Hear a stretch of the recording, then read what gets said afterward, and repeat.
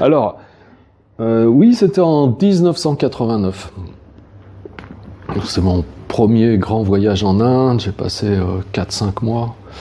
Et à un moment donné, j'étais à New Delhi et je suis dans les autorickshaws, là, les tuk-tuk, comme ça, avec un chauffeur qui m'emmène à un endroit que je voulais visiter un petit peu en dehors de New Delhi, peut-être à 10-15 km du centre de New Delhi. Et puis alors, on est là, tuk-tuk, puis moi je suis derrière. Et sur le chemin, à un moment, je tourne ma tête et je vois un grand Bouddha. Alors, je me rappelle plus, peut-être 6 mètres, 10 mètres, je sais plus.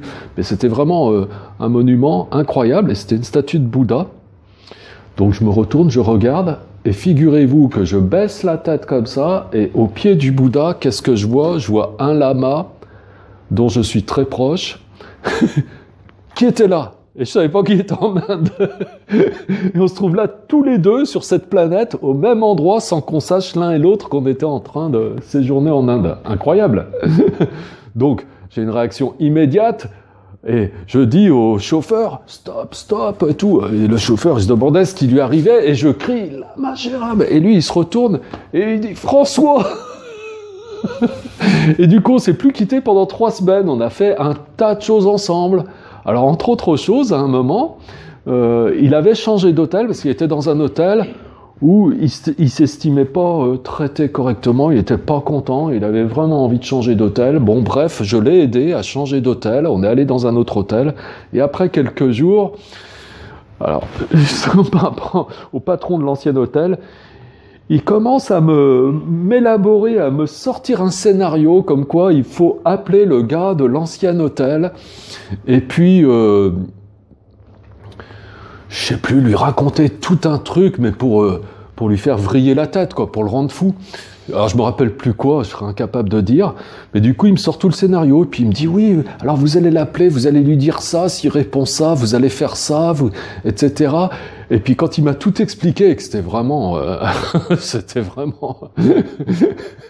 la psychopathie, quoi, franchement, c'était vrai, la manipulation. Et à un moment il dit, non mais ça va être bien, parce que pour lui, c'est bien, ça va être bon pour mental, il dit comme ça.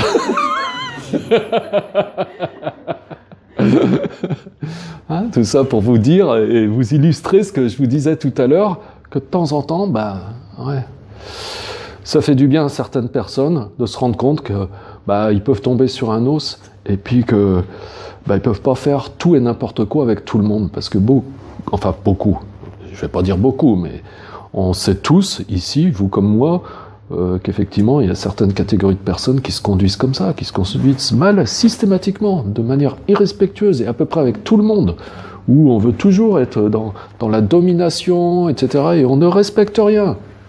Et les choses ne vont que dans un seul sens. Donc de temps en temps, ces gens-là, quand ils rencontrent un os, ça leur fait pas de mal. Bon, maintenant, il faut le faire et être tranquille.